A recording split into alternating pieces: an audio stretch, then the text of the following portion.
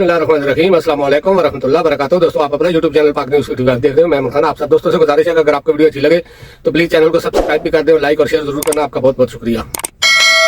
खान ने इतना बड़ा धमाका कर दिया है कि मीडिया में बैठे हुए उन सहाफ़ियों की भी चीखें निकल गई हैं जो हर वक्त खान की डील का खान को ताना देते थे। खान डील कर रहा है, जिसमें यानी कि नजम सेठी जैसे या जावेद चौधरी जैसे साफी भी हैं, उन साफियों की भी चीखें निकल गई हैं कि खान ने जेल से ऐसा पैगाम दे दिया है, ऐसी बात कर दी है कि जो सोच से भी ज्यादा आगे है।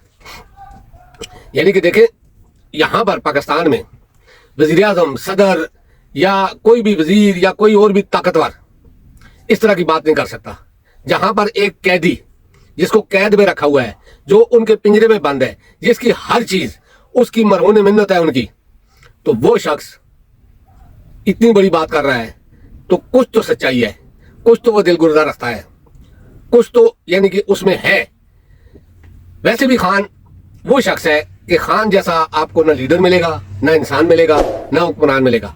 वजह यह है कि मैं ये बात इसलिए कर रहा हूं कि खान की पौने 4 साल वफाकी हुकूमत और तकरीबन 5 साल यानी कि 9 साल सूबाई हुकूमत और दूसरी पंजाब की सूबाई हुकूमत, खान के अंडर सब कुछ था। खान जो कुछ भी करना चाहता था कर सकता था, जिस तरह पिछले हुक्मरान करते रहे या अभी वाले कर रहे हैं। लेकिन खान के किसी भी एक भी एमपीए या एमएनए पर या वजीर पर कोई करप्शन का केस आज तक साबित नहीं हुआ। हर तरीका आजमाया, हर तरीका किया। आपको पता है, मैं बार बार ये कहता हूं कि यहां पर पाकिस्तान में क्या पूरी दुनिया में लोगों के हर चीज रिकॉर्ड होती है। जो हमारी खुफिया एजेंसियां होती हैं वो रिकॉर्ड करती हैं, ये हर मुल्क की है। लेकिन ज्यादातर मुल्कों की एजेंसियां इसको इस्तेमाल नहीं करती है अपने मुल्क के लोगों के लिए। लेकिन पाकिस्तान में ये है कि पाकिस्तान में हमारी एजेंसियां जो रिकॉर्ड करती है वो ब्लैकमेलिंग के लिए इस्तेमाल करती हैं उन लोगों को जो सियासतदान है, ज्यादातर सियासतदानों को या ब्यूरोक्रेट्स को, जिस तरह आईजीज हैं, जिस तरह इस्लामाबाद का आईजी लगाया गया था या लाहौर का आईजी, पंजाब का आईजी है, इस तरह के लोगों को। तो इमरान खान की कोई ऐसी चीज उनके पास नहीं थी। हर तरीका कर दिया, कोशिश करके देख ली, सब कुछ यानी कि ऊपर से नीचे तक जो जो करना था करके देख लिया।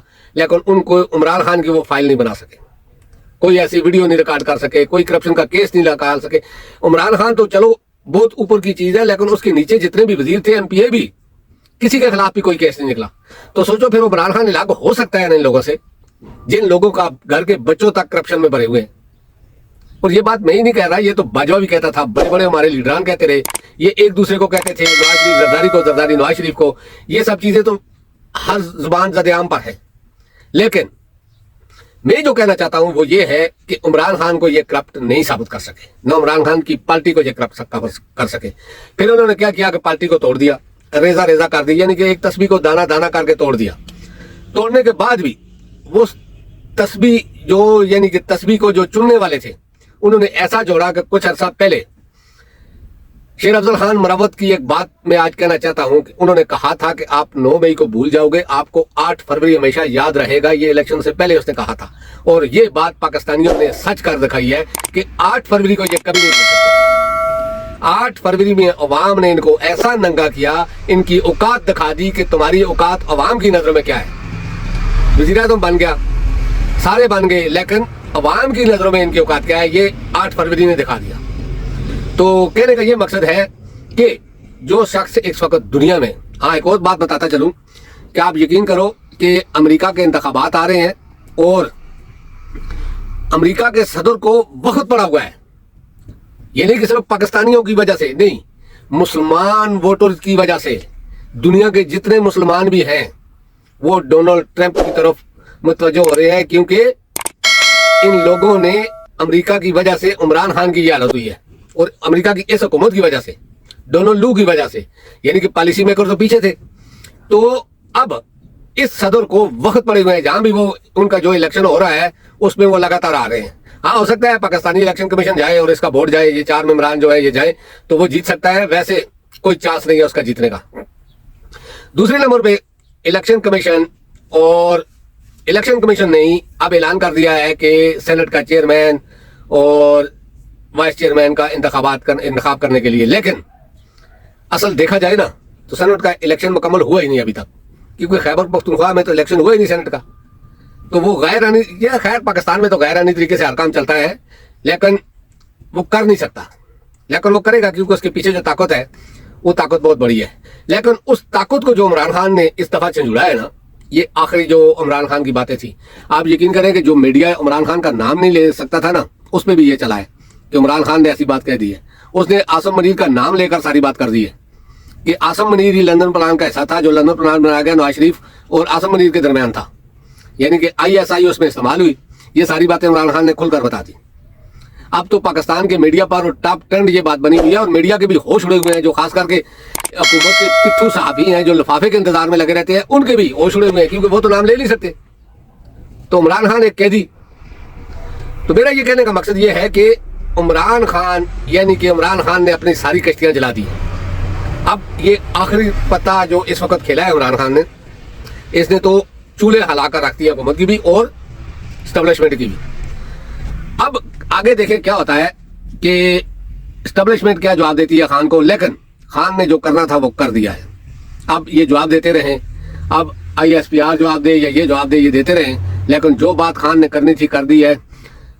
وجہ بنی تھی علی امین خان گنڈا پور کی، یعنی کہ جو کور کمانڈر ہاؤس میں افطاری تھی، اس پر بہت باتیں ہو رہی تھی کہ عمران خان بھی اب NRO کے چکر میں ہے، یعنی کہ پالتو میڈیا صحافی جو آپ کو پتہ ہے پاکستان میں اس وقت تقریباً 99% میڈیا صحافی جو ہے، خاص کر کے جو چینلوں پہ بیٹھے ہوئے ہیں یا جو اس وقت ایک اس کو دیکھ رہے ہیں بابے کو، نوٹ والے بابے کو، تو وہ ہر وقت یہی چلاتے رہتے تھے اور حکومت بھی۔ لیکن اس بیان کے بعد کوئی آدمی یہ نہیں کہہ سکے گا عمران خان NRO مانگ رہا ہے۔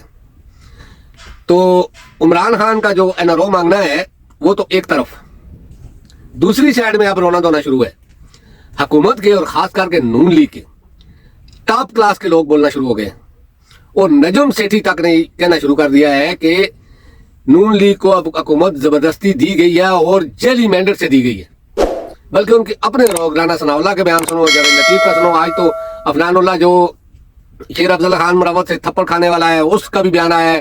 اس طرح کے بیانات چل رہے ہیں، اور یہ خود ہی اسٹیبلشمنٹ کو ننگا کر رہے ہیں، کیونکہ اور کون جتا سکتا ہے ان کو اس طرح؟ جیلی مینڈیٹ کون دلوا سکتا ہے؟ وہی دلوانے والے تھے نا، تو یہ خود بیٹھ کر ان کو ننگا کر رہے ہیں۔ لیکن اس کا دوسرا ریزن یہ ہے کہ نواز شریف اب میراڈونا، میں یہ تو نہیں کہہ سکتا کہ وہ کوئی لیڈر بننے جا رہا ہے، لیکن میراڈونا بننے جا رہا ہے، اسی وجہ سے وہ ان سے یہ باتیں کروانا چاہتا ہے تاکہ عوام کو اور اس کے کارکنوں کو لگے کہ نواز شریف ابھی تک اسٹیبلشمنٹ کے خلاف ہے۔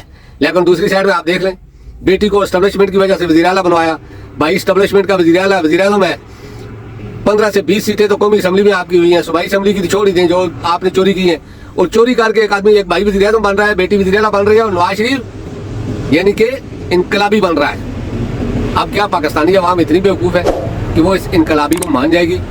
دوسری سائڈ میں دوستوں ایک جو خط کا چرچا چل رہا ہے، اب ہر آدمی کہہ رہا ہے کہ میرے کو ریشما نے خط لکھا ہے، لیکن ایک بات میں کہتا چاہوں کہ ریشما بھی قاضی کے انڈر ہی ہے جس نے خط لکھا ہے، کیونکہ قاضی کے اوپر بھی اس وقت مصیبت آ گئی تھی اور حکومت کے اوپر بھی، جو ججوں نے خط لکھا ہے، تو یہ ریشما کو آگے لایا گیا، اور ریشما تو شاید اس وقت شاید سعودیہ میں ہوگی، تو پھر بھی ریشما کی جو دوسری 4 انٹیاں ہیں، وہ بھی 3 انٹیاں، وہ بھی اسی کام میں لگی رہتی ہیں۔